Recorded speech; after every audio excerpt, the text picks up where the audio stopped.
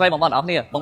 ងតែងតែឆ្ងល់ថាតើទិញឡានពីខាងក្រុមហ៊ុន BVD ទៅមានការផ្ដល់ជូនអីខ្លះអញ្ចឹងថ្ងៃនេះខ្ញុំចង់ណែនាំបងប្អូនមើលការផ្ដល់ជូនទៅលើ model ឡាន CLS7 ពេលបងចេញពីខាងក្រុមហ៊ុន BVD ទៅអញ្ចឹងបងប្អូនមកចាញ់តគ្នា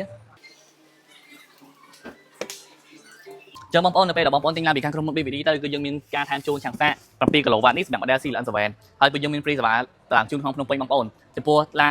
ឆាំងសាកនេះគឺត្រូវការភ្លើង42 អាំពែរជាមួយនឹងខ្សែភ្លើង250ក៏ដូចជា disjunction 250ដែរបងប្អូនហើយបើសិនជាបងប្អូន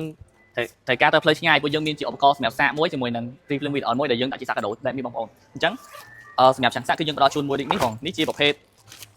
ឆាំងសាកចល័តដែលបងប្អូនអាចធ្វើការដាក់គូតឡានទៅដាក់ក្នុងកាបូបហ្នឹងទៅដល់ណាក៏សាកបានដែរបងប្អូនហើយក៏យើងមានជា free ភ្លើង VDR នេះដែលបងប្អូនអាចធ្វើការដកពីឡានទៅយកភ្លើងក្នុងឡានមកប្រើបានហើយមិនត្រឹមតែប៉ុណ្្នឹងបងប្អូនយើងមានជាឧបករណ៍សម្រាប់ប៉ះកង់មួយឈុតដែរដោយសារតែឡានយើងអត់មានផ្ដល់ជាកង់ស្រួលបងប្អូនអញ្ចឹងយើងជំនួយឧបករណ៍សម្រាប់ប៉ះកង់វិញពួកយើងមានដូចជាប្រដាប់សបកង់មួយពួកយើងមានដូចជាសម្រាប់កាយបងប៉ះកង់ពួកយើងមានជាប្រភេទអាវបន្លឺពួកយើងមានជាប្រភេទត្រីកោណបន្លឺមួយហើយពួកយើងមានជាសោសណ្ដោងតែបងប្អូនអាចសណ្ដោងឡានគេក៏បានសណ្ដោងឡានខ្លួនឯងក៏បានដែរហើយយើងមានជាប្រដាប់ដោះមួកយ៉ាងចេញហើយមិនត្រឹមតែប៉ុណ្្នឹងទេបងប្អូនសម្រាប់អវ៉ាន់ផ្សេងៗក៏យើងមានការថែជូនដូចគ្នាដូចជាពេលបងប្អូនទិញទៅយើងមានព្រីសេវាខាត់តុំលើកទី1ជូនសិនជាបងប្អូនទៅលើ model ឡាននេះបងប្អូនជិះច្រើនរយៈពេល10000គីឡូបងប្អូនមិនសូវជិះទេរ